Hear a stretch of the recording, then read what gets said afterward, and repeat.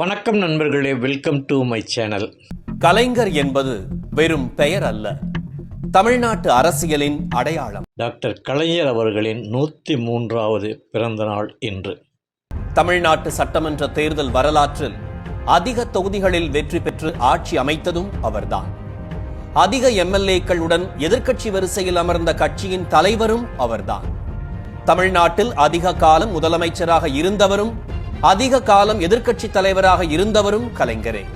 நாடாளுமன்ற தேர்தல் வரலாற்றில் தமிழ்நாட்டில் உள்ள 39 தொகுதிகளையும் மொத்தமாக அள்ளியதும் கலைஞர் தலைமையிலான கூட்டணிதான். இன்றைக்கு தமிழ்நாடு அகில இந்திய அளவில் தலைநிமிர்ந்து நிற்க காரணமான திட்டங்கள் கலைஞர் ஆட்சி காலத்தில் கொண்டு வரப்பட்டவைதான். பேரறிஞர் அண்ணாவின் மறைவுக்கு பிறகு கட்சியின் தலைவராகவும் தமிழ்நாட்டின் முதலமைச்சராகவும் தேர்ந்தெடுக்கப்பட்டார் கலைஞர்.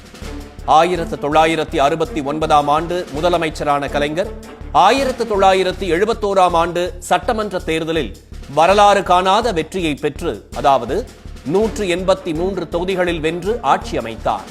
மீண்டும் 1989, 1996, 2006 ஆகிய தேர்தல்களிலும் அவர் முதலமைச்சராக அரியணை ஏறினார்.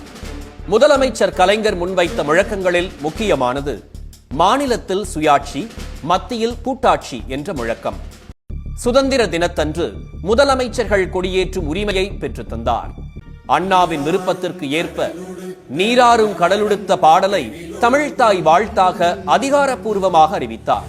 1989ஆம் ஆண்டு தந்தையின் சொத்தில் மகனுக்கு உள்ள உரிமை மகளுக்கும் உண்டு என்பதை சட்ட ரீதியாக உறுதி செய்தார். உள்ளாட்சி இடங்களில் பெண்களுக்கு 33 விழுக்காடு வழங்கினார். அரசு பணிகளில் பெண்களுக்கு 30 விழுக்காடு இடஒதுக்கீடு அளித்தார். ஏழை பெண்களுக்கான திருமண நிதி உதவி திட்டம், கர்ப்பிணி பெண்களுக்கு நிதி உதவி திட்டம் என பெண்கள் வளர்ச்சிக்காக பல்வேறு முயற்சிகளை மேற்கொண்டவர் கலைஞர். ஏழை பெண்களுக்கு இலவச எரிவாயு இணைப்புடன் கூடிய ஸ்டவ் அடுப்புகள் வழங்கப்பட்டன. மூவலூர் ராமாமிர்தம் நினைவாக ஏழை பெண்களுக்கு திருமண உதவி திட்டம், கைம்பெண் மறுமண நிதி உதவி திட்டம் ஆகியவையும் கலைஞரால் கொண்டு வரப்பட்ட முக்கிய திட்டங்கள் ஆகும். 2006ஆம் ஆண்டு சட்டமன்ற தேர்தலின் போது யாரும் எதிர்பாராத வகையில் அனைவருக்கும் இலவச வண்ண தொலைக்காட்சி வழங்கப்படும் என கலைஞர் அறிவித்தார். முடியவே முடியாது என்ற எதிர்க்கட்சிகளின் கடும் விமர்சனத்தை பொய்யாக்கி சொன்னபடியே வாக்குறுதியை நிறைவேற்றினார். உயிருக்கு ஆபத்து ஏற்படும் நோய்களுக்கு 1 லட்சம் ரூபாய் வரை காப்பீட்டுத் தொகை வழங்கும் வகையில் வடிவமைக்கப்பட்ட கலைஞர் காப்பீட்டு திட்டம் ஏழை எளியோருக்கு நம்பிக்கை அளித்த திட்டமாகும். 108 ஆம்புலன்ஸ் சேவை கலைஞர் ஆட்சியில் அறிமுகப்படுத்தப்பட்டதாகும். தமிழகத்தின் தொழில் மேம்பாட்டுக்காக சிப்காட் தொழில் வளாகங்கள் உருவாக்கப்பட்டன. அனைத்து கிராமங்களுக்கும் மின்சார வசதி ஏற்படுத்தப்பட்டதுடன் 8 இடங்களில் மின் உற்பத்தி நிலையங்கள் உருவாக்கப்பட்டன. விவசாயத்திற்கு இலவச மின்சாரம் வழங்கும் திட்டம் இந்தியாவிலேயே முதன்முறையாக அறிமுகப்படுத்தப்பட்டது கலைஞர் ஆட்சியில்தான். கிராமப்புற மேம்பாட்டுக்காக நமக்கு நாமே திட்டத்தையும் அவர் கொண்டு வந்தார். அண்ணா மறுமலர்ச்சி திட்டம் நடைமுறைப்படுத்தப்பட்டது. அரசு ஊழியர்கள் குடும்ப நல திட்டம் உருவாக்கப்பட்டது. அரசு ஊழியர்கள் உயிரிழக்க நேரும் போது குடும்பத்தினருக்கு நிதி உதவி அளிக்கும் நடைமுறையையும் அவரே உருவாக்கினார். ஒப்பந்த மற்றும் போக்குவரத்து ஊழியர்களுக்கான ஓய்வூதிய திட்டத்தையும் அவரே அறிமுகப்படுத்தினார். காவல்துறையினருக்கென ஆணையம் உருவாக்கப்பட்டது.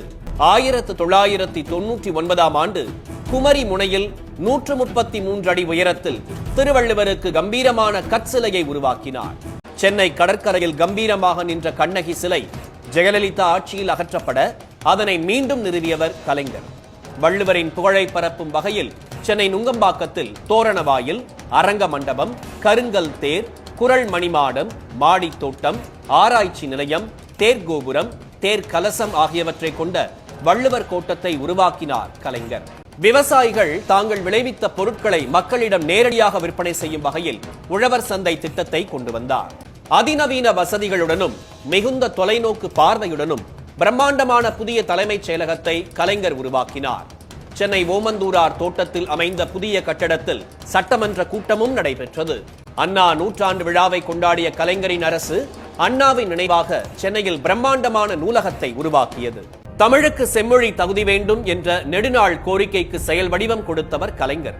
சென்னை தரமணியில் டிட்கோ, எல்காட் நிறுவனங்களின் கூட்டு தயாரிப்பில் டைடல் பார்க் உருவானது. குடிசைகளில் வாழ்வோருக்கு நிரந்தர வீடுகள் கட்டித்தர குடிசை மாற்று வாரியம் என்ற அமைப்பை கலைஞர் உருவாக்கினார். குடிநீர் வடிகால் வாரியத்தை உருவாக்கியவரும் கலைஞர்தான்.